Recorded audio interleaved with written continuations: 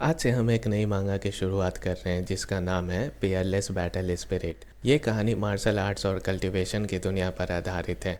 तो बिना किसी देरी के चलिए कहानी शुरू करते हैं।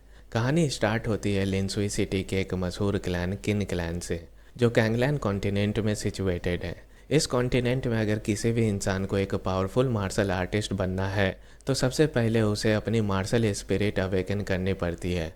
मार्शल स्पिरिट वो डिवाइन पावर होती है जो एक इंसान को हेवन और अर्थ की एनर्जी के साथ कनेक्ट करती है, जिसके बाद ही वो की एनर्जी ऑब्जर्व करके कल्टीवेशन कर सकता है। जानता हूँ कई लोग इसे की वाई एनर्जी बोलते हैं, लेकिन मैं इसे की एनर्जी बोलना प्रेफर करूँगा। तो कहानी पे वापस आते हैं। फिर राइटर मार्शल स्पिरिट्स को एक्सप्लेन करते हुए कहते हैं कि मार्शल स्पिरिट की 4 प्राइमरी रैंक्स होती है, टियान, डी, जुआन और हुआंग, जिसमें हुआंग सबसे लोवेस्ट होती है। हर रैंक के अंदर भी 10 ग्रेड्स होते हैं। जिसकी मार्शल स्पिरिट जितनी हाई रैंक की होती है उसका कल्टीवेशन उतना ही फास्ट, स्मूथ और पावरफुल होता है। अब शिन शिफ्ट होता है किन क्लैन के अवेकनिंग ग्राउंड पर, जहाँ एक grand martial spirit awakening ceremony चल रही है। यहाँ इंट्रोड्यूस होता है एक टैलेंटेड लड़का, किन चैंगकोंग। जैसे ही वो अपनी स्पिरिट अवेकन करता है, एक फियर्स टाइगर स्पिरिट उसके सामने आती है। एल्डर शॉक्ड होते हुए कहते हैं, ये तो 5th ग्रेड वांग रैंक की मार्शल स्पिरिट है। मुझे तो अपनी आंखों पर विश्वास नहीं हो रहा है। क्राउड एक्साइटेड होकर चीयर करते हुए कहती है, ब्रदर किन चैंगकोंग ने 5th ग्रेड स्पिरिट अवेकन की है। किन क्लैन में एक नया जीनियस पैदा हुआ है। ये हमारे क्लैन के लिए एक ब्लेसिंग है। इतना सुनने के साथ ही किन चैंगकोंग खुश होते हुए सोचता है, फाइनली मैंने एक high grade martial spirit awaken कर ली है। अब मैं किन क्लैन का नंबर 1 जीनियस हूँ। लेकिन तभी उसकी नज़र पड़ती है एक और लड़के पर, किन्नैन, जिसे देखकर चैंगकोंग चिढ़ जाता है और मन ही मन कहता है, अब तू तो मेरे सामने एक कचरा है, एकदम बेकार किन्नैन। तभी एल्डर अनाउंस करते हुए अगला नंबर है किन्नैन का। किन्नैन स्टेज पर आता है। यही है हमारा मेन कैरेक्टर यानी एमसी। किन चैंगकोंग उसे देखकर मुंह बनाते हुए कहता है, शह। एक लड़की अपने साथी से एक्साइटेड होकर कहती है, क्या लगता है तुम्हें यंग मास्टर किन्नैन कौन सी स्पिरिट अवेकन करेंगे? शायद किन चैंगकोंग से भी ज़्यादा हाई रैंक वाली। साथ ही खड़ा एक लड़का कहता है, मुझे लगता है कि यंग मास्टर किन्नैन एक अनपैरेलल्ड मार्शल स्पिरिट अवेकन करेंगे। किन्नैन शांत दिमाग से मेडिटेशन स्टार्ट करता है और मन ही मन कहता है, आखिरकार वो दिन आ ही गया। एल्डर क्राउड को शांत करते हुए जोर से कहते हैं, सब लोग चुप हो जाओ। किन्नैन अब अपनी मार्शल स्पिरिट अवेकन करने जा रहा है, कोई भी उसे डिस्टर्ब ना करे। किन चैंगकोंग सार्कास्टिकली बोलता है, मार्शल स्पिरिट तो हेवेंस के द्वारा तय होती है। क्या तुम्हें लगता है कि 5th ग्रेड की वांग रैंक स्पिरिट अवेकन करना कोई बच्चों का खेल है? मुझे तो लगता है कि किन्नैन ज़्यादा से ज़्यादा 2nd ग्रेड की स्पिरिट ही अवेकन करेगा। चैंगकोंग के बोलने के बाद सब लोग उसकी तरफ अजीब निगाहों से देखने लगते हैं। वो अपने मन ही मन में गुस्से से वो सोचता है, किन्नैन, तेरी मार्शल स्पिरिट 5th ग्रेड से नीचे ही होनी चाहिए, वरना मेरी तो फुल टू बेइज्जती हो जाएगी। और तभी किन्नैन के शरीर से एक इंटेंस एनर्जी निकलती है। एक ब्राइट लाइट उसके बॉडी से निकलकर सीधा आसमान तक जाती है। पूरे क्राउड में एकदम से साइलेंस छा जाता है। इस नज़ारे को देख एल्डर्स और साथी लोग शॉक हो जाते हैं। तभी उसकी मार्शल स्पिरिट मैनिफेस्ट होती है, एक शोर्ड स्पिरिट। एल्डर कन्फ्यूज्ड होकर कहते हैं, ये तो एक येलो रे, सिर्फ एक 1st ग्रेड की वांग रैंक मार्शल स्पिरिट है। लोग शॉक्ड होकर आपस में बातें करने लगते हैं, क्या सिर्फ 1st ग्रेड की मार्शल स्पिरिट? ये तो सबसे बेकार रैंक होती है ना, ये कैसे पॉसिबल हो सकता है? आज तक किसी ने इतनी बेकार स्पिरिट अवेकन नहीं की। किन्नैन भी अपनी स्पिरिट को देखते हुए सोचता है, स्कारलेट फ्लेम 1st ग्रेड की मार्शल स्पिरिट, जैसा मैंने एक्सपेक्ट किया था। और एमसी जैसे अपनी 1st ग्रेड वांग रैंक मार्शल स्पिरिट अवेकन करता है, चैंगकोंग जोर जोर से हंसने लगता है और ताना मारते हुए कहता है, किन्नैन, मैंने कभी सोचा भी नहीं था कि तू सिर्फ एक 1st grade martial spirit awaken करेगा। तू कैसा जीनियस है? तू तो सिर्फ एक बेकार सा कचरा है। इसका मतलब तो यह है कि असली जीनियस तो मैं हूँ, किन चैंगकोंग, किन क्लैन का भी और लिनसुई सिटी का भी। फिर राइटर हमें बताता है, 1st ग्रेड वांग रैंक मार्शल स्पिरिट सबसे नीचे की रैंक मानी जाती है। ज़्यादातर लोग कम से कम 2nd ग्रेड या उससे ऊपर की स्पिरिट ही अवेकन करते हैं, इसलिए 1st ग्रेड को लोग ट्रैश समझते हैं। पहले जहाँ सब किन्नैन की तारीफ़ करते नहीं थकते थे, अब सब लोग उसको मॉक करने लगते हैं। एक बंदा तो गुस्से में यहाँ तक चिल्ला के कह देता है कि फ़क, ये क्या कचरा है, टॉप जीनियस, अजी मेरा एल। ये तो सिर्फ एक फर्स्ट ग्रेड मार्शल स्पिरिट वाला ट्रैश है। दूसरा बंदा बोलता है, ये तो सच में एक फर्स्ट ग्रेड स्पिरिट है, बिल्कुल टट्टी। किन फैमिली के कुछ लोग गुस्सा होकर कहते हैं, ट्रैश, एकदम वेस्ट, ये तो हमारे क्लैन के लिए कलंक है, इसे तुरंत क्लैन से निकाल दो। एल्डर तक शॉक्ड हैं। एक एल्डर शॉक होते हुए दूसरे एल्डर से कहते हैं, ऐसा कैसे हो सकता है? दूसरा एल्डर रिप्लाई में कहता है, मैं विश्वास नहीं कर पा रहा हूँ कि हमारा नंबर 1 जीनियस किन नैन अब सिर्फ एक ट्रैश बन गया है। अब किन चैंग कॉन्ग सबके सामने फ्लेक्स करते हुए बोलता है, जैसा मैंने पहले ही कहा था, मार्शल स्पिरिट हेवन से मिलती है, तो क्या हुआ अगर तू खुद से अपनी मार्शल स्किल इन्वेंट करने में सक्सेसफुल हो गया? आखिर में तू तो एक कचरा ही निकला। लड़के आपस में बात करते हुए, ब्रदर किन चैंग कॉन्ग बिल्कुल सही कह रहे हैं। एक लड़का ताना मारते हुए बोलता है, एक फर्स्ट ग्रेड स्पिरिट का बंदा तो सुअर से भी कंपेयर करने लायक नहीं है। और सोच लो, हम इसे अपने किन क्लैन का यंग मास्टर मानते थे। अबे एक बार अपनी शक्ल आईने में देख के तो बात कर। लोग और भी ज़्यादा मॉक करते हुए कहते हैं, उसे यंग मास्टर की पोजीशन से हटा दो। सिर्फ पोजीशन से ही नहीं, उसे तो क्लैन से ही निकाल दो। सब लोग किन नैन के खिलाफ हो जाते हैं और एक लड़की किन चैंग कॉन्ग की तरफ देखते हुए कहती है, बिल्कुल सही, ब्रदर किन चैंग कॉन्ग ही हमारे सेक्ट के नंबर 1 जीनियस है। किन नैन को हटाकर उन्हें ही यंग मास्टर बना देना चाहिए। शिन शिफ्ट होता है। सिटी के अंदर कुछ लोग बात कर रहे होते हैं। एक बंदा बोलता है, क्या तुमने सुना, किन क्लैन का नंबर 1 जीनियस किन नैन ने सिर्फ एक first grade martial spirit awaken की है। दूसरा शॉक में, ऐसा कैसे हो सकता है? मार्शल एम्परर ने तो कहा था कि किन नैन इस जेनरेशन का नंबर 1 जीनियस है। तीसरा बंदा बोलता है, कैसा जीनियस? फर्स्ट ग्रेड स्पिरिट के साथ वो क्या ही कर लेगा? शायद एम्परर कहना चाहते होंगे नंबर 1 ट्रैश। शिन शिफ्ट होता है किन क्लैन के कोर्ट यार्ड में, जहाँ किन नैन अकेला कल्टीवेशन कर रहा होता है। वो अपने मन ही मन सोचता है, कल्टीवेशन का पहला रियाल्म होता है बॉडी टेम्परिंग रियाल्म। इसमें टोटल 10 लेवल होते हैं और बॉडी टेम्परिंग का मतलब होता है अपनी बॉडी को एब्जॉर्ब की गई की एनर्जी से मजबूत बनाना।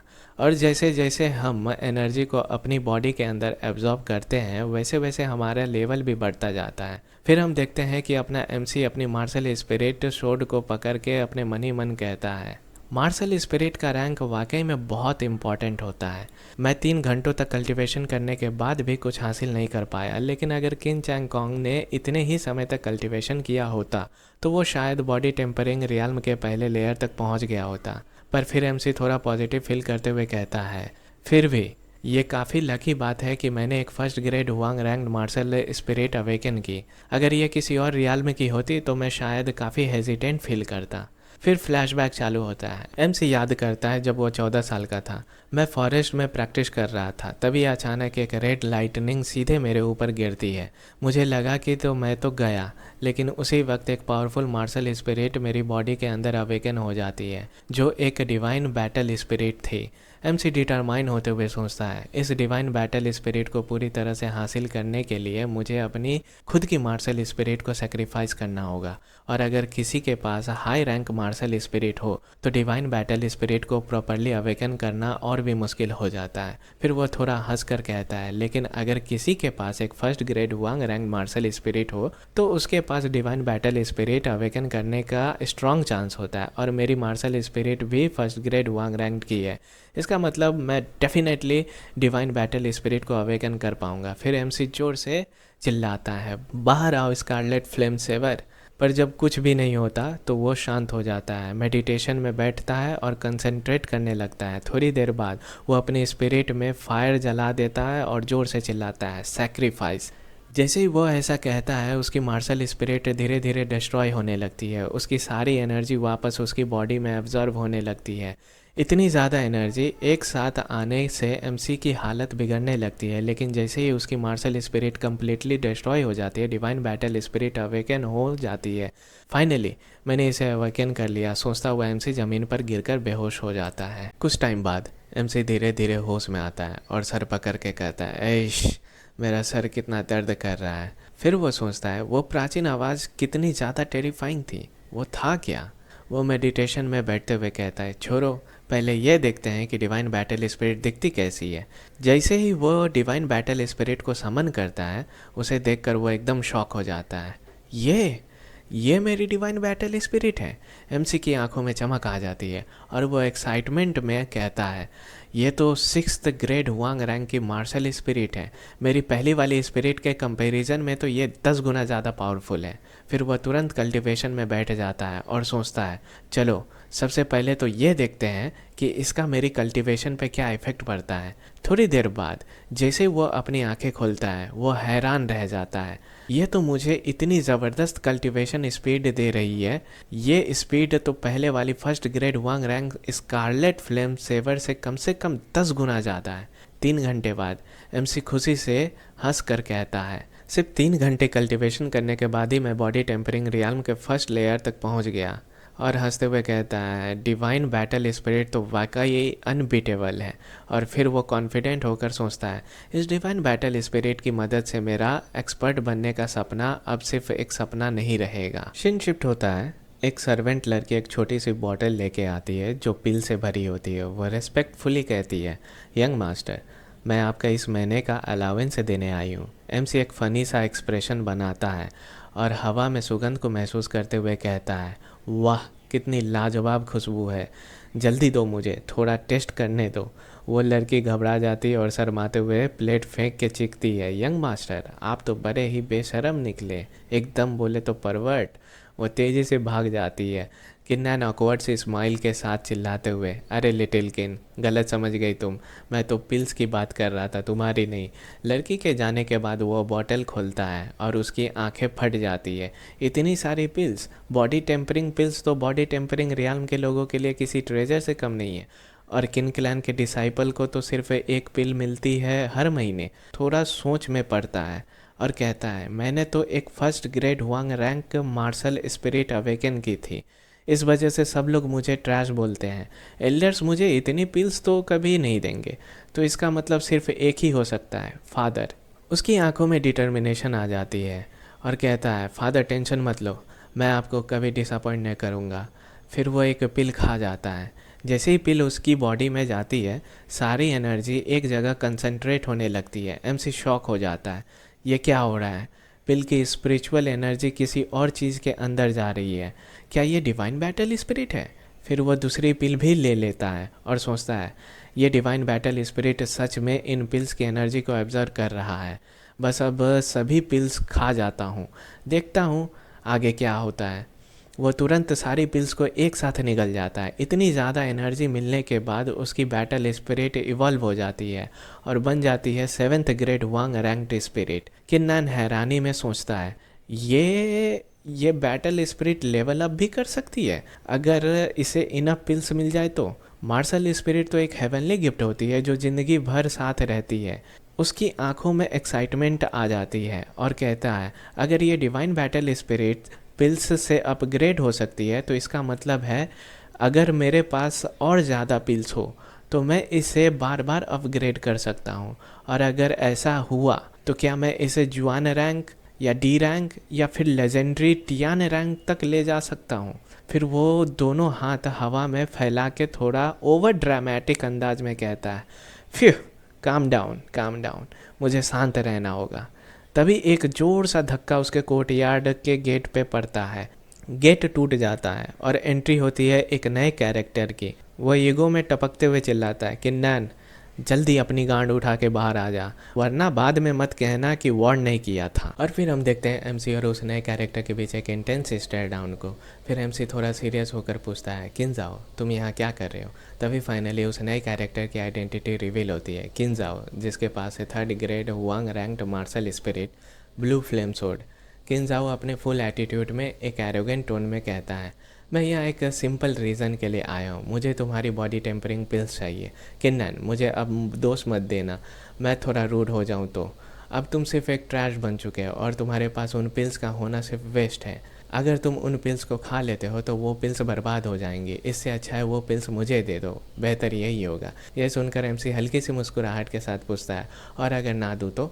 उस मोमेंट पर एमसी के मन में पुरानी बातें यादें आने लगती है। वो अंदर ही अंदर सोचता है, ये किनजाओ छोटी सोच वाला आदमी है। जब मैं एक जीनियस माना जाता था तब तो बड़ा मेरे पीछे घुमा करता था और मेरी हर बात को भी माना करता था। हमारी और इसकी बॉन्डिंग बहुत ही अच्छी हुआ करती थी, लेकिन अब जैसे ही लोग मुझे ट्रैश कहने लगे, ये सबसे पहले मेरी पिल्स के पीछे आ गया। इसने तो अपना असली रंग ही दिखा दिया। क्या घटिया आदमी है ये सब याद करते हुए एमसी का चेहरा बिगड़ने लगता है और गुस्से से वो दांत पीसने लगता है। एमसी अभी अपनी थॉट्स में ही होता है कि तभी हमें देखने को मिलता है कि किनजाओ जो अपना ऑरा रिलीज करता है और गुस्से से बोलता है, किन्नैन, अगर तुमने मुझे पिल्स नहीं दिए तो मुझे बदतमीजी करनी होगी। मेरे पास अभी कल्टीवेशन नहीं है, लेकिन फिर भी मेरी मार्शल स्पिरिट 3rd ग्रेड वांग रैंक की है। एमसी एकदम चिल आउट एक्सप्रेशन के साथ नाक को हल्की सी खुजाते हुए बोलता है, मैं तो दे देता, लेकिन क्या करें, पिल्स तो ख़त्म हो गया है। अगर तुम चाहो तो रुक जाओ, जब मैं हल्के होकर आऊँगा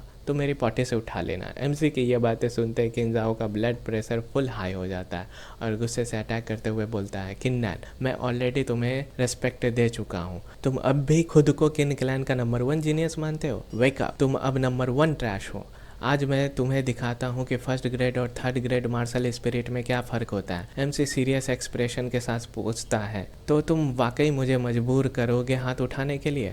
और तुरंत अपनी मुट्ठी में ऑरा कंसंट्रेट करके यूज़ करता है low class martial skill collapsing fist. एक पावरफुल पंच से किनजाओ सीधा पीछे जाके स्टेयर्स पे टकराता है, जिसे देख वो शॉक हो जाता है और बोलता है, तुम ऑलरेडी बॉडी टेम्परिंग रियल्म के 1st लेयर पे कैसे पहुंच गए? तुम तो एक 1st ग्रेड वांग रैंक्ड ट्रैश थे ना। मेरे पास तो 3rd ग्रेड है, फिर भी मैं ब्रेक थ्रू नहीं कर पाया और तुमने कर लिया। एमसी गुस्से में देखता है और कहता है, हटो यहाँ से, स्क्रैम।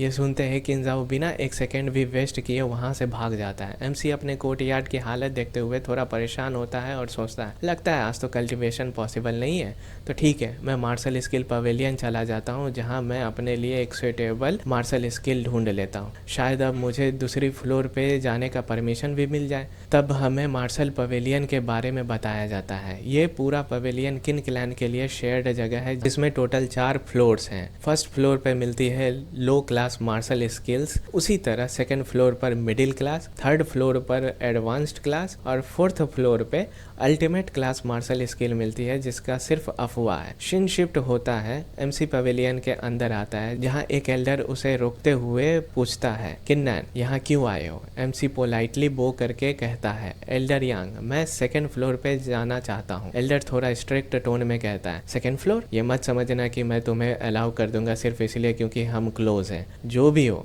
2nd फ्लोर पे जाने के लिए बॉडी टेम्परिंग रियल्म का 1st लेयर रीच करना कंपलसरी है। एमसी बिना कुछ कहे अपने हाथ में एनर्जी कंसंट्रेट करता है और फ्लोर पे एक पाम स्ट्राइक मार देता है, एकदम सॉलिड इम्पैक्ट। एल्डर शॉक में, तुमने ऑलरेडी ब्रेक थ्रू कर लिया? ये कैसे पॉसिबल है? तुम्हारे पास तो 1st ग्रेड वांग रैंक्ड स्पिरिट थी। एमसी कुछ नहीं कहता है, फुल स्वैग मोड ऑन, सीढ़ियाँ चढ़ते हुए डायरेक्टली 2nd फ्लोर की तरफ बढ़ता है। 2nd फ्लोर पे पहुंचते ही एमसी देखता है कि बड़े बड़े सेल्फ्स बुक्स से भरे हुए हैं। तभी पीछे से एक फेमिलियर टॉन्टिंग वॉइस सुनाई देती है, किन्नैन, सोचा भी नहीं था कि तुम जैसे एक ट्रैश भी बॉडी टेम्परिंग रियल्म के 1st लेयर तक पहुंच जाओगे। लगता है पेट्रियार्क के दिए हुए 10 बॉडी टेम्परिंग पिल्स काफ़ी इफेक्टिव थे। यहाँ होता है नए कैरेक्टर का इंट्रोडक्शन, किन्यू, किनजाओ का बड़ा भाई, 4th ग्रेड वांग रैंक्ड मार्शल स्पिरिट, गोल्ड आइसबो, किन क्लैन के टॉप जीनियसों में से एक। एमसी हंस के कैजुअली बोलता है, हाँ काफ़ी काम आए, तभी तो मैंने तुम्हारे छोटे भाई की अभी थोड़ी देर पहले धुलाई की है। जैसे ही किन यू एमसी की ये बातें सुनता है, वो हैरान हो जाता है और गुस्से में कहता है, तुमने मेरे छोटे भाई को मारा? एमसी बिल्कुल शांत और ठंडे लहजे में जवाब देता है, हाँ मारा। एक तो तुम्हारा भाई बिन बुलाए मेरे घर पे आ धमका। पहले तो उसने गेट तोड़ी और मुझे जलील करते हुए मुझसे मेरी ही बॉडी टेम्परिंग पिल चुराने की कोशिश की। तुम्हें तो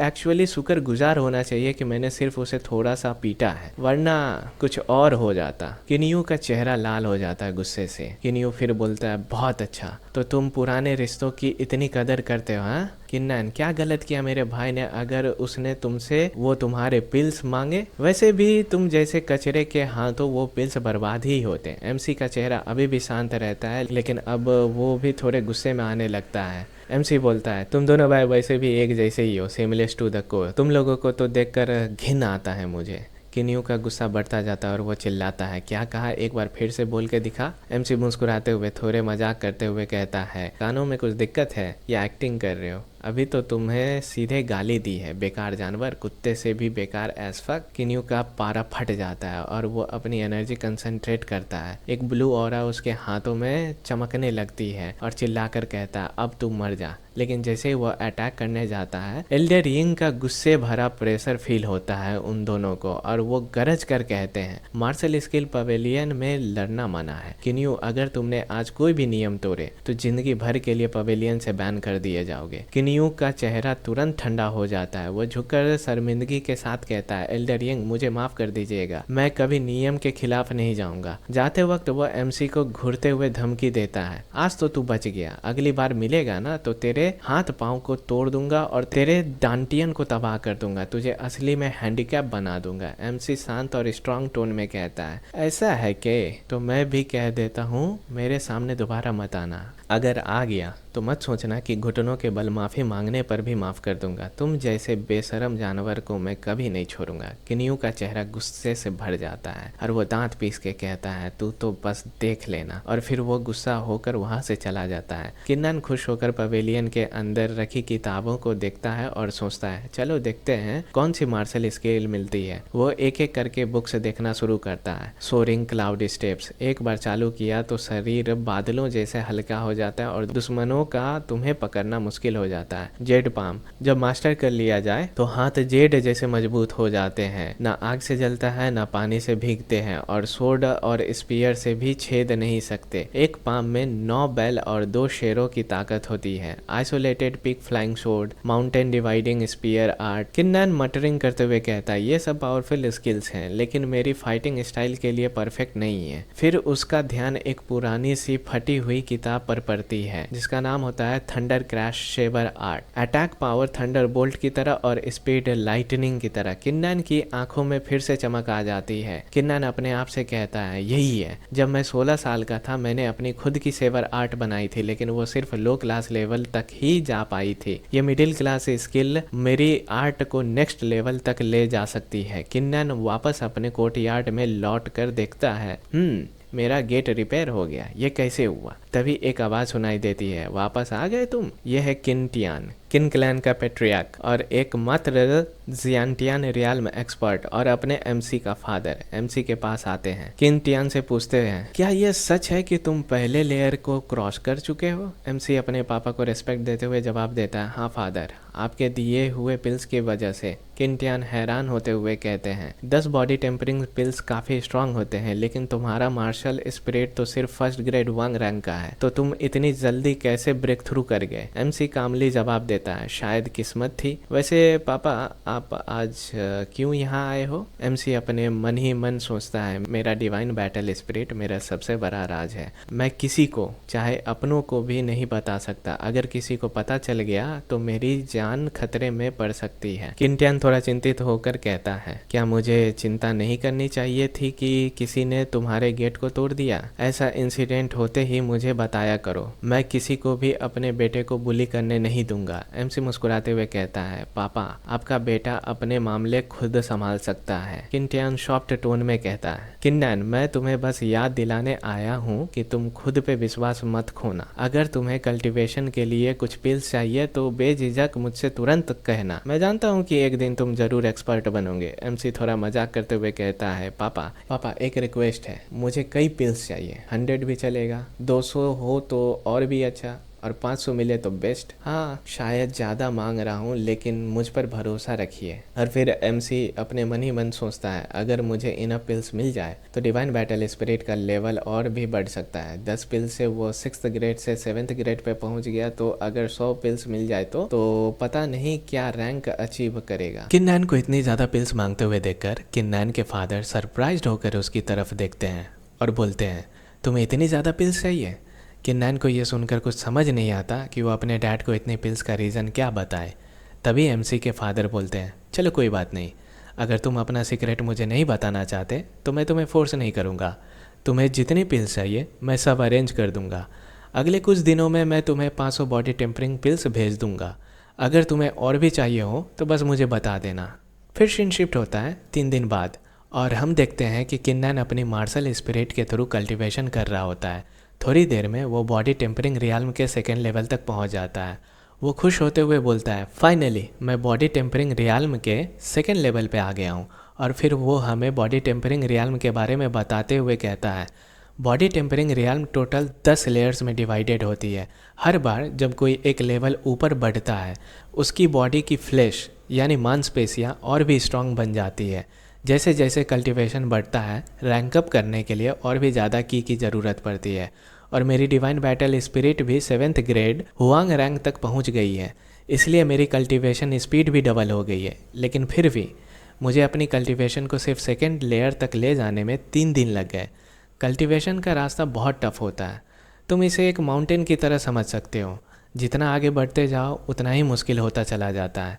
मैं अपनी मेहनत में ढिलाई नहीं कर सकता, मुझे और भी ज़्यादा मेहनत करनी होगी। इतना बोल के शिन शिफ्ट होता है किन क्लैन के कॉन्फ्रेंस हॉल में, जहां अपने एमसी के फादर और बाकी एल्डर्स बैठे होते हैं। ये डिटेल दी जाती है कि जो बूढ़ा गंजा एल्डर है वो 3rd एल्डर है, और जिसके बाल थोड़े रेड और वाइट कलर के हैं वो है किन टियाबा, किन चैंगकोंग के डैड और सुप्रीम एल्डर भी। और जो वाइट हेयर्ड ओल्ड मैन है वो 2nd एल्डर है। फिर सुप्रीम एल्डर चाय पीते हुए किन टियान से पूछते हैं, पेट्रियार्क क्या आप हमें बता सकते हैं कि आज मीटिंग क्यों बुलाई गई है? पेट्रियार्क कहते हैं, मैं आज तुम सबको यहाँ इसलिए बुलाया हूँ ताकि ये बता सकूँ कि मैं एज द क्लैन का पेट्रियार्क अपने नाम से किन नैन को 1000 बॉडी टेम्परिंग पिल्स एलोकेट कर रहा हूँ।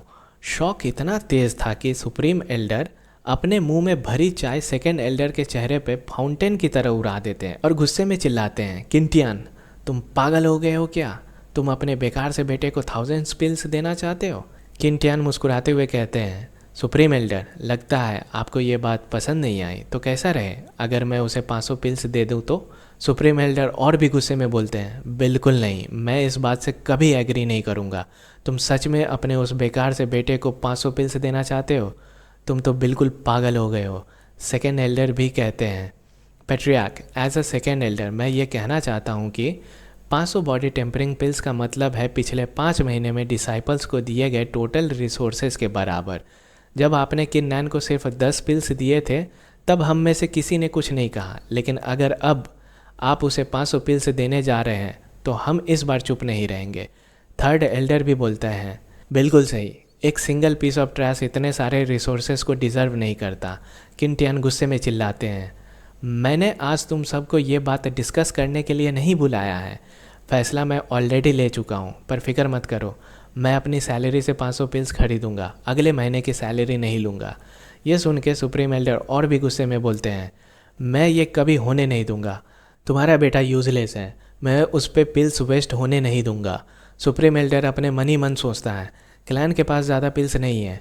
मैं सोच रहा था कि मैं अपने बेटे किन चैंगकोंग को कुछ पिल्स दूंगा, लेकिन अगर किन टियान 500 पिल्स किन नैन को ही दे देगा तो किन चैंगकोंग के लिए कुछ नहीं बचेगा। मैं ऐसा होने नहीं दे सकता। तभी किन टियान जोर से चिल्लाते हुए कहते हैं, मैं ऑलरेडी ये अप्रूव कर चुका हूँ, मीटिंग ख़त्म हुई। किन टियान के ऑरा के कारण सभी एल्डर्स डर जाते हैं और कुछ नहीं बोल पाते। फिर शिन शिफ्ट होता है किन नैन के रूम में, जहाँ वो अपनी कल्टीवेशन कर रहा होता है। वो सोचता है बॉडी टेम्परिंग रियाल्म एक ऐसा प्रोसेस है जो पूरे शरीर की ताकत को ग्रेजुअली बढ़ाता है। कल्टीवेशन हर अलग अलग बॉडी पार्ट्स को स्ट्रॉन्ग करता है, जैसे कि flash, muscles, bones, inner organs, blood और भी कई सारी चीज़ें। मेरे केस में फ्लैश ऑलरेडी काफ़ी अच्छे से टेम्पर हो चुका है, अब मसल्स और बोन्स की बारी है। इतना सोचकर किन्नन दोबारा कल्टीवेशन स्टार्ट करता है और थोड़ी ही देर में वो ब्रेक थ्रू करके 3rd लेवल पर पहुंच जाता है। वो खुश होते हुए बोलता है, ग्रेट, मैंने इतनी जल्दी 3rd लेवल पर पहुंच गया। 7th ग्रेड की मार्शल स्पिरिट वाकई में अमेजिंग है। फिर वो अपने फादर के बारे में सोचता है और कहता है, फादर ने मुझे बॉडी टेम्परिंग पिल्स देने का प्रॉमिस किया था, लेकिन काफ़ी दिन हो गए हैं, पर जिस तरीके से उन्होंने कहा था लगता तो नहीं है कि वो पीछे हटने वाले हैं। 500 पिल्स तो वो डेफिनेटली ही दिला के रहेंगे। फिर वो थोड़ा सा मुस्कुराते हुए कहता है, लेकिन हाँ, थोड़ी मुश्किल तो ज़रूर होगी। आखिर दूसरों की नज़र में मैं तो बस एक 1st grade Huang rank martial spirit वाला बेकार सा लड़का हूँ। शायद मुझे कुछ और दिन इंतज़ार करना पड़े, लेकिन कोई बात नहीं।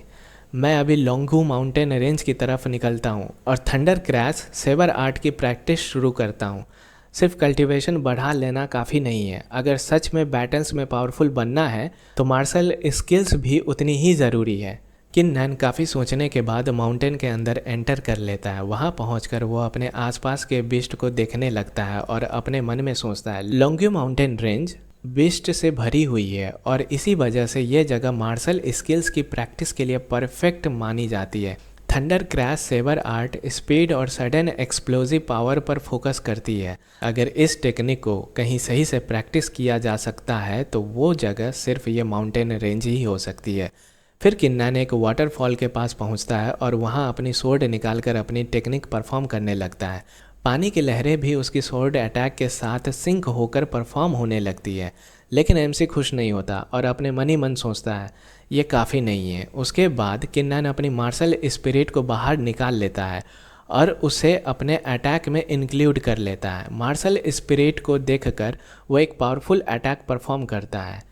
किन्नन का अटैक इतना पावरफुल होता है कि पानी को वो 2 भागों में डिवाइड कर देता है। ये देखकर एमसी खुश होकर अपने मन ही मन सोचता है सच में क्या यही है थंडर क्रैश सेबर आर्ट की पावर? ये काफ़ी पावरफुल और अमेजिंग है।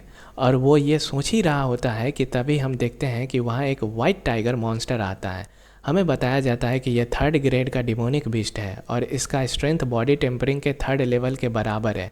फिर वो एमसी की तरफ बढ़कर एक जोरदार रोर करता है और फिर ये वाइट टाइगर डायरेक्टली एमसी पे अटैक करने के लिए कूद पड़ता है। फिर किन्नन अपने स्वॉर्ड के एक ही अटैक में उस वाइट टाइगर मॉन्स्टर को 2 भागों में काट देता है। यह देखकर एमसी यानी किन्नन अंदर से काफ़ी खुश होता है और सोचता है वाह, बिना किसी शक के ये मिडिल क्लास मार्शल स्किल एक चमकता हुआ हीरा है। लेकिन तुरंत ही वह सोचता है मुझे अभी और प्रैक्टिस करनी होगी क्योंकि मैं सिर्फ थंडर क्रैश सेबर आर्ट के फाउंडेशन स्टेज पर हूँ। अभी मेरा सफ़र काफ़ी लंबा है। तभी जंगल से एक अजीब सी आवाज़ आती है। किन्नन चौंक जाता है और सोचता है क्या कोई और मॉन्स्टर आ रहा है? अगले ही पल एक बड़ा सा गोरिल्ला मॉन्स्टर सामने आ जाता है जिसे देखकर किन्नन के चेहरे पर एक एक्साइटमेंट आ जाती है और वो सोचता है अब तो असली फाइट होगी। किन्नन अपना पंच रेडी करता है और मॉन्स्टर की तरफ बढ़ता है। साथ ही मॉन्स्टर भी बैटल स्टैंस ले लेता है। पर अटैक शुरू करने से पहले ही मॉन्स्टर एक ज़बरदस्त पंच से किन्नन को पीछे धकेल देता है। किन्नन थोड़ा इंजर्ड होता है लेकिन तुरंत संभल जाता है। इससे पहले कि किन्नन पलट कर अटैक करता, मॉन्स्टर एक और पंच मारने के लिए उसकी तरफ दौड़ता है। किन्नन अपनी स्पीड का इस्तेमाल करके अटैक से बच जाता है और हवा में जंप करके अपना थंडर क्रैश सेबर आर्ट का पावरफुल मूव लॉन्च करता है। लेकिन उसके अटैक कंप्लीट होने से पहले ही मॉन्स्टर का पंच उससे टकरा जाता है जिससे किन्नन फिर से पीछे गिरता है। किन्नन सोचता है यहाँ कुछ तो गड़बड़ है। ये डीमन बीस्ट 3rd लेवल का नहीं बल्कि 4th लेवल का लगता है। इस रियलाइजेशन के बाद किन्नन तुरंत डिसीजन लेता है और वो वहाँ से भागने लगता है और भागते हुए सोचता है कि मेरा सेवर आर्ट अभी फाउंडेशन लेवल पर है, मैं इस मॉन्स्टर को अभी नहीं हरा सकता। लेकिन जैसे ही वो भाग रहा होता है मॉन्स्टर उसके ऊपर एक डेडली अटैक करता है। किन्नन बच जाता है पर जहाँ अटैक गिरता है वहाँ एक बड़ा गड्ढा बन जाता है और पत्थर के टुकड़े आसमान में उड़ने लगते हैं। उनमें से एक टुकड़ा किन्नन के चेहरे पर एक कट लगा जाती है। वह तुरंत संभलता है और एक पत्थर के टुकड़े को पीछे धकेल कर अपनी स्वॉर्ड फिर से तैयार करता है और मॉन्स्टर की तरफ काउंटर अटैक के लिए दौड़ता है। पर अटैक करने से पहले ही मॉन्स्टर उल्टा उस पर ही वार कर देता है। किन्नन को एक बड़ी चट्टान से टकरा देता है जिससे वो और ज़्यादा इंजर्ड हो जाता है। जैसे ही किन्नन कुछ करने की कोशिश करता है मॉन्स्टर हवा में जंप करके उसके ऊपर गिरने की कोशिश करता है जिससे उसका कचुम्बर बन जाए। लेकिन किन्नन अपनी स्पीड का यूज़ करके उससे बच निकलता है। अब किन्नन समझ जाता है कि यह बैटल अनअवॉइडेबल है। वह सोचता है चाहे जो हो जाए अब मुझे इससे लड़ना ही पड़ेगा। इस बार किन्नन अपनी मार्शल स्पिरिट को एक्टिवेट करता है और मॉन्स्टर की तरफ पावरफुल अटैक के लिए बढ़ता है। मॉन्स्टर भी उसके अटैक का सामना करता है लेकिन इस बार किन्नन पूरी तरह तैयार होता है। उसका वार इतना एक्यूरेट होता है कि वो मॉन्स्टर के हाथ को काट देता है। मॉन्स्टर अब समझ जाता है कि उसकी हार निश्चित है, इसलिए वह भागने लगता है। किन्नन गुस्से में बोलता है अब भागने की सोच रहे हो? मैं तुझे ऐसे नहीं जाने दूंगा। और तुरंत ही वो एक पावरफुल स्लैश अटैक करता है जिससे मॉन्स्टर वहीं धराशायी हो जाता है। फाइट ख़त्म होने के बाद किन्नन सोचता है ये डिमोनिक एप बीस्ट सच में बहुत पावरफुल था। मैं इसे सिर्फ अपने डिवाइन बैटल स्पिरिट की वजह से ही हरा पाया, पर इस फाइट में मुझे काफ़ी गहरी चोट लगी है। इस माउंटेन रेंज में हर जगह खतरा छुपा हुआ है। अगर मुझे इस जैसे और डिमोनिक बीस्ट मिले तो मेरा बचा रहना मुश्किल हो जाएगा। मुझे तुरंत कुछ हीलिंग हर्ब्स ढूंढने होंगे जो मेरी चोट को ठीक कर सके। जब किन्नन ये सोच ही रहा होता है कि उसे एक बहुत शक्तिशाली एनर्जी फील होती है, वह सोचता है ये स्पिरिचुअल की बहुत प्योर है और ये मेरे आसपास से ही आ रही है। ये महसूस करके किन्नन तुरंत उस एनर्जी के सोर्स का पता लगाने के लिए बढ़ता है। कुछ देर बाद किन्नन एक ग्लोइंग की पॉन्ड देख लेता है। ये तो युआन की पॉन्ड है। वो हैरानी से बोलता है। युआन की को तुम ऐसा समझ सकते हो कि वो एज अ लाइफ फोर्स मानी जाती है। एमसी युआन की पॉन्ड के पास पहुंचता है। वह खुशी से मुस्कुराते हुए कहता है, किसने सोचा था कि मुझे यहाँ युआन की पॉन्ड मिल जाएगा।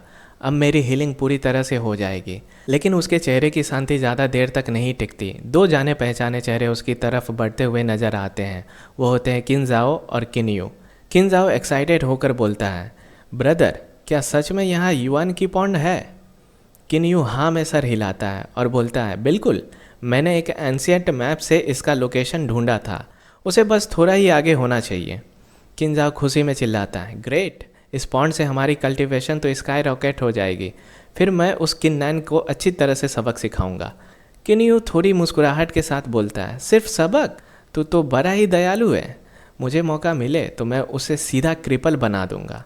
उस वक्त एक ठंडी आवाज़ उनका कान चीर देती है। ऐसा है क्या? दोनों चौंक कर देखते हैं। किन्नन उनके सामने खड़ा होता है। किन्नन, तुम यहाँ क्या कर रहे हो? किनजाओ हैरानी से बोलता है। किन्यू थोड़ा हंसकर बोलता है, किसने सोचा था कि तुम यहाँ मिल जाओगे? तुम्हारी तो किस्मत ही खराब है, क्योंकि इस वक्त ना तो तुम मार्शल स्किल पवेलियन में है और ना ही किन क्लैन में। मुझे देखना है आखिर तुम्हारे पास वो कौन सी चीज़ है जिसकी वजह से तुम पहले इतना अकड़ रहे थे। दोनों अपनी स्पिरिचुअल एनर्जी हाथों में गैदर करने लगते हैं और फिर राइटर हमें बताते हैं कि इस वक्त किन्यू अपने बॉडी टेम्परिंग के सेकेंड लेयर पे है और किनजाओ फर्स्ट लेयर पे। एमसी मनी मन सोचता है, इन दोनों की कल्टीवेशन भी काफ़ी इम्प्रूव हुई है। अगर कुछ दिन पहले फाइट होती तो शायद मुश्किल होती, लेकिन अब ये दोनों मेरे लेवल के नहीं रहे। वो उन्हें कामली कहता है, मैं तुम दोनों को एक मौका देता हूँ, अभी के अभी यहाँ से चले जाओ वरना अंजाम खुद समझ लो। किन्यू एरो तैयार करके गुस्से से चिल्लाता है, तुम यहाँ मरना चाहते हो क्या? किनजाओ किन्यू को रोकते हुए कहता है, बिग ब्रदर मुझे संभालने दो, इस ट्रैश के लिए तो मैं अकेला ही काफ़ी हूँ। तुम बस देखो मैं कैसे इसे सबक सिखाता हूँ। एमसी हल्की मुस्कान के साथ बोलता है, किनजाओ क्या तुम भूल गए पिछली बार मैंने तुम्हें कुत्ते की तरह मारा था? किनजाओ अपनी ब्लू फ्लेम सोर्ड निकालता है और गरजता है, ज़्यादा अकर मत किन्नन, पहले तू बॉडी टेम्परिंग पिल्स की वजह से जीता था, अब मैं भी फर्स्ट लेयर पर हूँ और मेरे पास है 3rd ग्रेड वांग रैंक्ड मार्शल स्पिरिट। तू तो सिर्फ फर्स्ट ग्रेड वाला है। और फिर वो ऑटम वाटर सोर्ड टेक्निक के साथ एमसी पे अटैक करता है। दूर से किन्यू स्मग करते हुए कहता है, यह टेक्निक एक मिडिल क्लास मार्शल स्किल है। जब ये मेरे भाई के सोर्ड मार्शल स्पिरिट के साथ मिलती है तो कोई भी इसके सामने टिक नहीं सकता। लेकिन किन्नन बिल्कुल भी घबराता नहीं। कितनी बेकार स्किल है। ये कहते हुए एमसी अपना एक पंच मारता है बेयर हैंड से सीधा सोर्ड पर। एक ही अटैक में सोर्ड के टुकड़े टुकड़े हो जाते हैं और उसी एक ही अटैक में एमसी किनजाओ को जान से मार देता है। इसका तो tata good by the and हो गया। ये सीन देखकर किन्यू का तो चेहरा ही सफ़ेद पड़ जाता है।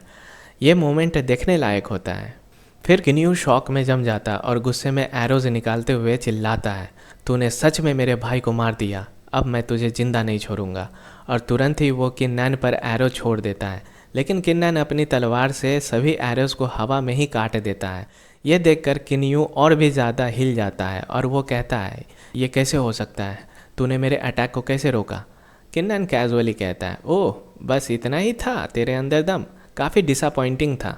मुझे लगा तू तो थोड़ा टफ होगा। वैसे मैंने तो अभी तक अपनी आधी ताकत भी यूज़ नहीं की। यह सुनकर किन्यू लिटरली डर से कांपते हुए पूछता है, क्या तू कह रहा है तूने अपनी आधी स्ट्रेंथ का भी यूज़ नहीं किया? क्या तेरी कल्टीवेशन बॉडी टेम्परिंग रियल्म के 3rd लेयर तक पहुंच गई है? नहीं, ये तो इम्पॉसिबल है। तू तो बस एक ट्रैश है जिसके पास 1st ग्रेड वांग रैंक्ड मार्शल स्पिरिट है। तो 3rd लेयर तक कैसे पहुंच सकता है? किन्नन एक डेविलियस स्माइल के साथ कहता है, 1st ग्रेड वांग रैंक्ड मार्शल स्पिरिट का कचरा। किन्यू, क्या तू सच में ये सोचता है कि मेरे पास सिर्फ एक 1st ग्रेड वांग रैंक्ड स्पिरिट है? आज मैं तुझे दिखाता हूँ असली मार्शल स्पिरिट कैसा होता है। अब किन्नन अपनी ट्रू मार्शल स्पिरिट रिवील करते हुए कहता है, चलो अब डिसाइड करते हैं हम दोनों में असली ट्रैश कौन है। किन्यू का रिएक्शन प्राइसलेस होता है। वो शॉक में बस ये बोल पाता है, ये तो 7th ग्रेड की मार्शल स्पिरिट है, ये कैसे पॉसिबल है। किन्नन ठंडे लहजे में बोलता है, अब तो क्लियरली दिख रहा है ना कौन असली ट्रैश है। किन्यू का कॉन्फिडेंस पूरी तरह से टूट जाता है। वो मन ही मन सोचता है, मुझे तो लगा भी नहीं था कि उसके पास 7th grade Huang ranked martial spirit होगा। मैं तो शुरू से ही उसका ओपोनेंट नहीं था। लगता है मेरा हाल भी किंजाओ जैसा ही होने वाला है। और तुरंत ही वो वहाँ से भागना स्टार्ट कर देता है और अपने मन ही मन सोचता है, मुझे जल्दी से यहाँ से निकलना होगा। पहले फादर को सब बताना पड़ेगा, वो ज़रूर इसे ख़त्म कर देंगे। किन्नन उसे भागते हुए देख कर चिल्लाता है, क्या तुझे लगता है मैं तुझे भागने दूंगा। और एक ही पल में वो उसके सामने आ जाता है और बिना टाइम वेस्ट किए एक सॉलिड पंच उसके पेट पे दे मारता है। किन्यू हवा में उड़ता हुआ सीधा एक पेड़ से टकराता है। टक्कर इतनी जोर की होती है कि पैर में क्रैक्स पड़ जाते हैं और पेड़ टूट जाता है। किन्यू भी पैर के साथ नीचे गिरता है। उसके मुंह से खून निकलता है, जिसके कारण किन्यू गुस्से में चिल्लाता है, किन्नन तेरी हिम्मत कैसे हुई मुझे मारने की। किन्नन उसके पास आते हुए कैजुअली बोलता है, हाँ तो क्या हुआ, मैंने तुझे मारा, अब क्या ही उखाड़ लेगा तू मेरा। किन्यू थोड़ा संभलते हुए कहता है, क्या तू सच में सोचता है कि मैं तुझे हरा नहीं सकता। बस मैं ये समझता हूँ कि तेरे जैसा जीनियस को मार देना एक बर्बादी होगा, इसलिए अभी के लिए तेरी जान छोड़ रहा हूँ, तो तू मुझे फोर्स मत कर। किन्नन मुस्कुराते हुए बोलता है, ऐसा है कि तू सच में कितना बेशरम है। मैंने तेरे छोटे भाई को मार दिया और तुझे मुझसे नफरत तक नहीं है। क्या तू अपने छोटे भाई का रिवेंज भी लेना नहीं चाहता मुझसे। किन्यू पोलाइटली बोलता है, नहीं मुझे तुमसे कोई नफरत नहीं है। किंजाओ ने खुद ही हिम्मत करके तुम्हें मारने की कोशिश की थी, तुम तो सिर्फ अपना सेल्फ डिफेंस कर रहे थे। उसकी मौत उसकी ही बेवकूफ़ी का नतीजा है। तुम्हें चिंता करने की कोई ज़रूरत नहीं है। मैं उसके लिए रिवेंज बिल्कुल नहीं लूँगा। तेरा किंजाओ को मारना मुझसे कोई लेना देना नहीं रखता और मैं इस बात का जिक्र भी नहीं करूँगा किसी से। वापस जाके बस इतना कहूँगा कि उसे किसी डिमोनिक बिस्ट ने खा लिया। यह सुनकर किन्नन का गुस्सा फूट पड़ता है। वो गरज कर कहता है, सिर्फ अपनी जान बचाने के लिए तू इतना हार्टलेस बन गया है कि तू अपने छोटे भाई का बदला लेना नहीं चाहता। तेरे जैसे हार्टलेस इंसान को तो इस दुनिया में जीने का कोई हक नहीं है। मर जा बीकेएल। किन्यू भी अब जोश में आ जाता है और कहता है, बीसी अब तू हद पार कर रहा है। वो अपना अल्टीमेट मूव एक्टिवेट करता है, 10,000 फ्रॉस्ट एरोज, और कहता है, तूने ही मुझे मजबूर किया है ये करने के लिए। और एक ही पल में एरोज की बारिश किन्नन की तरफ भेज देता है। एक भारी धमाका होता है, धुआं छा जाता है। किन्नन थोड़ा घायल हो जाता है। किन्यू हंसकर कहता है, ये मेरा अल्टीमेट अटैक था, चाहे तू 3rd लेयर तक ही क्यों ना पहुंच गया हो, इससे तू नहीं बच सकता। आज तेरी कहानी यहीं ख़त्म हुई। वो फिर से वही अटैक करता है, लेकिन इस बार किन्नन अपनी डिवाइन मार्शल स्पिरिट एक्टिवेट करता है। अपने शरीर में उसकी पावर इंजेक्ट कर thunder crash saber art dividing slash का यूज़ करता है। सारे एरोज हवा में ही छिन्न भिन्न हो जाते हैं, जिससे जंगल में एक बड़ा धमाका होता है। किन्यू शॉक में ज़मीन पर घुटनों के बल गिर जाता है और घबरा कर कहता है, ये तो हो ही नहीं सकता, तू मुझे कैसे हरा सकता है। और तभी किन्नन उसके सामने आकर खड़ा हो जाता है। किन्यू घबरा कर रोती हुई आवाज़ में कहता है, मैं तुमसे भीख मांगता हूँ, प्लीज़ मुझे ज़िंदा छोड़ दो। किन्नन कठोर अंदाज में कहता है, भीख मांगने का कोई फ़ायदा नहीं होगा, मैंने पहले ही कहा था, चाहे जो भी हो जाए मैं तुझे इस दुनिया से मिटा के ही रहूँगा। लगता है तूने तब मेरी बात को सीरियसली नहीं लिया। कोई बात नहीं, अब याद रखना, अगले जन्म में थोड़ा इंसानियत लेके आना। दूसरों को नीचा दिखाने से पहले सोचना, इतना बेशरम मत बनना, वरना पछताने का वक्त भी नहीं मिलेगा। और फिर एक पावरफुल स्लैश सीने पे मारते हुए कहता है, अब जा, अपने छोटे भाई से मिलने का वक्त आ गया है तेरा। और इसी के साथ किन्यू का भी चैप्टर हमेशा के लिए क्लोज हो जाता है। फिर किन्नन पीछे मुड़कर चलते हुए सोचता है, फ्यू, आखिरकार अब कोई भी मुझे डिस्टर्ब नहीं करेगा। अब मैं शांति से जाके युआन की पॉन्ड का इफ़ेक्ट टेस्ट कर सकता हूँ। किन्नन पॉन्ड तक पहुँचता है। जैसे ही वो युआन की पॉन्ड के अंदर एंटर करता है, तुरंत वहाँ बैठ जाता है और कल्टीवेशन शुरू कर देता है। अपनी मार्शल स्पिरिट को भी एक्टिवेट कर लेता है, जिससे वो और भी तेज़ी से की एब्जॉर्ब करने लगता है। और फिर किन्नन मन ही मन सोचता है, फाइनली मेरी सारी चोट ठीक हो चुकी है। इस युआन की पॉन्ड में अभी भी काफ़ी एनर्जी बची हुई है, तो थोड़ा और कल्टीवेशन कर लेता हूँ। मेरी फ्लैश, बोन्स और मसल्स तो ऑलरेडी टेम्पर हो चुकी है, अब सिर्फ इनर ऑर्गन्स और ब्लड को टेम्पर करना ही बाकी रह गया है ताकि मैं अगले लेयर तक ब्रेक थ्रू कर सकूं। फिर वो फोकस्ड होकर कहता है, बस अब मुझे इस पॉन्ड की एनर्जी बोरो करके अपने ऑर्गन्स और ब्लड को स्ट्रेंथन करना है। फिर मैं बॉडी टेम्परिंग रियल्म के 4th लेयर तक ब्रेक थ्रू कर पाऊंगा।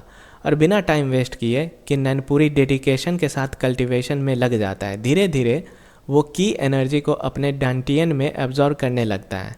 शिन शिफ्ट होता है 3 घंटे बाद। युआन की पॉन्ड की एनर्जी अब लगभग ख़त्म हो चुकी है। किन्नन अपनी मेडिटेशन से बाहर आता है, आंखें खोलता है और तब एक हल्की सी मुस्कुराहट के साथ कहता है, फाइनली 4th लेवल तक पहुंच गया, नॉट बैड। वो एक छलांग लगाता है और पॉन्ड से बाहर निकलता है। फिर वो एक बड़े पेड़ के सामने जाके रुकता है और सोचता है, चलो देखते हैं कि ये 4th लेवल की पावर असल में कितनी स्ट्रांग है। वो अपना पंच रेडी करता है और पूरे जोर से पेड़ पे अटैक करता है। पेड़ लिटरली 2 टुकड़ों में स्प्लिट हो जाता है। किन्नन खुद भी थोड़ा हैरान रह जाता है। डैम! तो ये है बॉडी टेम्परिंग रियल्म की 4th लेयर की पावर। एक लो क्लास मार्शल स्किल भी अब मिडिल क्लास मार्शल स्किल के लेवल तक पहुंच गई है। ये तो सोचा भी नहीं था। सिर्फ 2 दिन यहाँ रहने का इतना बड़ा फ़ायदा मिल गया। सच में यहाँ आने का परफेक्ट डिसीजन था। लेकिन फिर वो थोड़ा सीरियस होकर कहता है, फादर को बॉडी टेम्परिंग पिल्स इकट्ठा करने में अभी थोड़ा वक्त लगेगा। अगर मैं अभी वापस गया तो अकेले ही मुश्किल से कल्टीवेशन कर पाऊँगा। फिर वो अपनी मुट्ठी कसते हुए सोचता है, लोंग्यू माउंटेन रेंज में रुकना वापस जाने से काफ़ी बेटर है। यहाँ मैं सिर्फ कल्टीवेशन ही नहीं, बैटल एक्सपीरियंस भी गेन कर सकता हूँ। और क्या पता, थोड़ा लक मिला कुछ अनएक्सपेक्टेड ट्रेजर भी मिल सकता है। ये सोचकर किन्नन माउंटेन के और डीपर पार्ट्स में एंटर करता है और ग्राइंड करना स्टार्ट करता है। रास्ते में उसे कई वाइल्ड बीस्ट मिलते हैं, लेकिन वो सबको एफर्टलेसली हरा देता है। हर बैटल के साथ उसका एक्सपीरियंस लेवल भी बढ़ता जाता है। थोड़ी देर बाद एक सुपर पावरफुल डिमोनिक बीस्ट उसके सामने आ जाती है। वो बीस्ट बिना किसी वार्निंग के अटैक करता है, लेकिन किन्नन अपनी रिफ्लेक्सेस का यूज़ करके हवा में जंप करता है और सीधा काउंटर अटैक करता है। थोड़ी इंटेंस फाइट होती है, लेकिन एंड में किन्नन उसे भी हरा देता है। विक्ट्री के बाद वो सोचता है, अब तो 5th ग्रेड का डिमोनिक बीस्ट भी मेरे लिए कोई थ्रेट नहीं है। मेरा थंडर क्रैश सेवर आर्ट भी कंटिन्यूसली स्ट्रांग होता जा रहा है। शायद ये मार्शल आर्ट जल्दी रैंक अप भी कर जाए। ये प्रोग्रेस थोड़ी अननेचुरल लगती है। सिर्फ मेरी अंडरस्टैंडिंग से तो ये इतना फास्ट ग्रो नहीं कर सकता। क्या ये डिवाइन बैटल स्पिरिट की वजह से है? क्या मेरी कंप्रहेंसन एबिलिटी उसकी वजह से ही इन्हांस हो गई है? फिर वो सीरियस होते हुए कहता है, अगर ये डिवाइन बैटल स्पिरिट सच में कंप्रहेंसन एबिलिटी को बूस्ट कर सकता है और खुद भी रैंक अप कर सकता है, तो सिर्फ सोच के ही काफ़ी डर लगता है। इसकी असली पोटेंशियल क्या है, अभी तक कोई नहीं जानता। जब किन्नन ये सब सोच ही रहा होता है, तभी दूर से घोड़ों की आवाज़ सुनाई देती है। वो उस तरफ बढ़ने लगता है और सोचता है, लगता है कोई और आ रहा है, चलो देखते हैं कौन है। जैसे ही वो वहाँ पहुँचता है, कुछ लोग दिखाई देते हैं। उनमें से एक आदमी एक डायरेक्शन की तरफ हाथ दिखाते हुए कहता है, माय लेडी, वो इस डायरेक्शन में होना चाहिए। किन्नन थोड़ा क्यूरियस हो जाता है। उसकी नज़र एक खूबसूरत लड़की पर पड़ती है। वह सोचता है, ये वही है, लेकिन ये यहाँ क्या कर रही है? उस लड़की का नाम फैंगजू है, फैंग क्लैन के पैट्रियार्क की छोटी बेटी। अगर बात करें फैंग क्लैन की, तो वो लिनसुई सिटी के 2 सबसे पावरफुल सेक्ट्स में से एक है।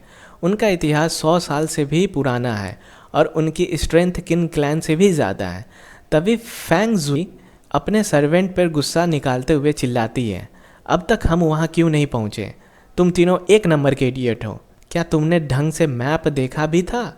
अगर तुम मुझे गलत जगह ले आए तो मैं तुम में से किसी को भी नहीं छोड़ूंगी। एक सर्वेंट घबरा कर कहता है, माय लेडी, हमने मैप को सही तरीके से फॉलो किया था, लेकिन जो पुराना टूटा फूटा केव मिला था उसके अलावा यहाँ कुछ भी नहीं है।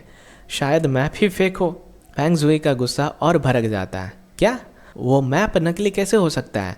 तलाश जारी रखो। अगर तुम लोगों को वो नहीं मिला तो मैं तुम सबको ज़रूर सबक सिखाऊंगी। सर्वेंट्स पूरी तरह से घबरा जाते हैं और कहते हैं, यस मैम, हम ज़रूर ढूंढ लेंगे। ये सब देखकर किन्नन के मन में सवाल उठता है, तो ये लोग किसी ट्रेजर की तलाश में हैं? कौन सा ऐसा ट्रेजर है जो फैंग जुई जैसे स्पॉइल्ड नोवेल को भी इतना क्रेजी बना रहा है। लेकिन तभी किन्नान का पैर एक सूखे हुए टहनी पर पड़ जाता है, जिससे एक सर्वेंट को उसकी प्रेजेंस फील हो जाती है और अचानक से वो सर्वेंट उसकी तरफ एक नाइफ फेंकता है और ज़ोर से चिल्लाता है, कौन छुपा है वहाँ, जल्दी सामने आओ।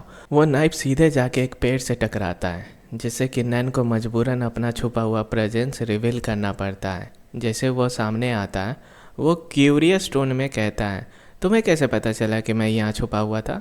फिर राइटर बैकग्राउंड में एक्सप्लेन करता है, किन्नान ने अपनी पावर को पूरी तरह सप्रेस कर दिया था। 4th लेवल का ब्रेक थ्रू मिलने के बाद उसके अंदर एक नया कॉन्फिडेंस आ गया था। ना उसके बॉडी से कोई स्पिरिचुअल प्रेशर निकल रहा था और ना ही ऑरा लीक हो रही थी। इसलिए वो सच में सरप्राइज था कि उससे फिर भी कैसे डिटेक्ट किया गया।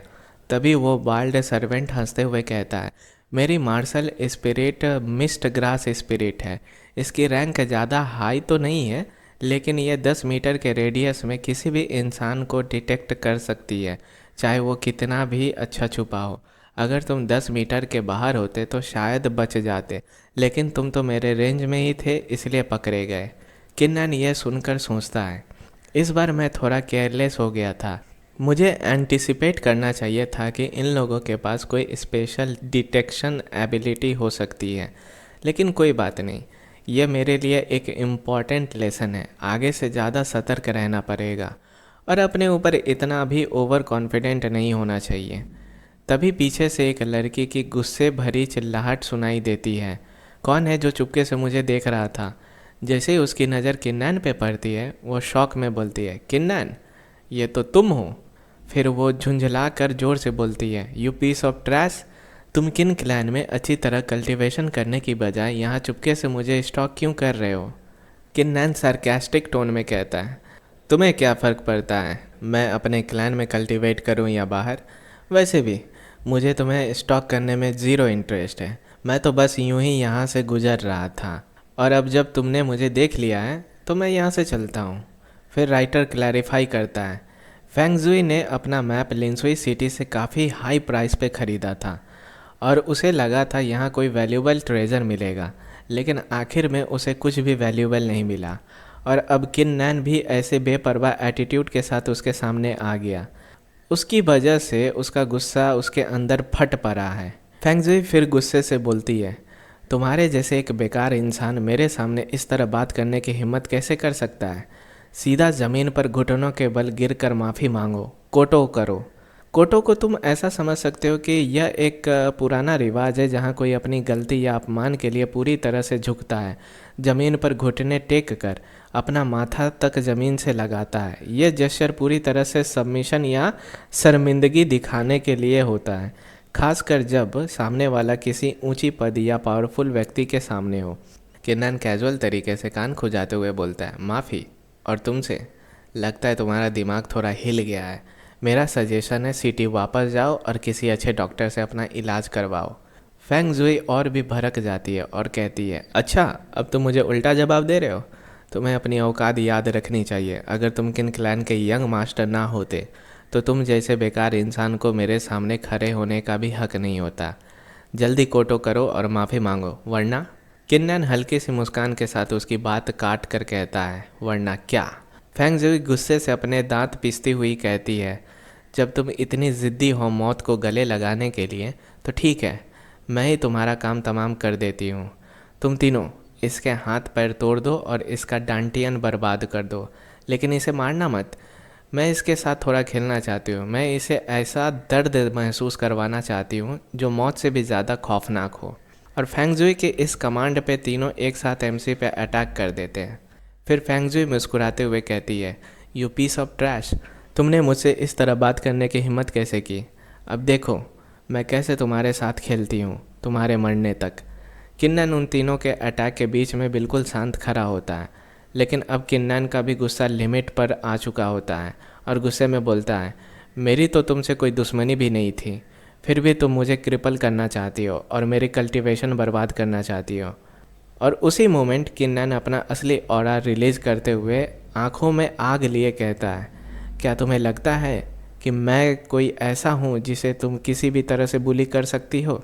उसके इस एक्सप्लोसिव ऑरा के झटके से वो तीनों अटैकर्स हवा में उछलते हैं और ज़ोर से पीछे जा गिरते हैं।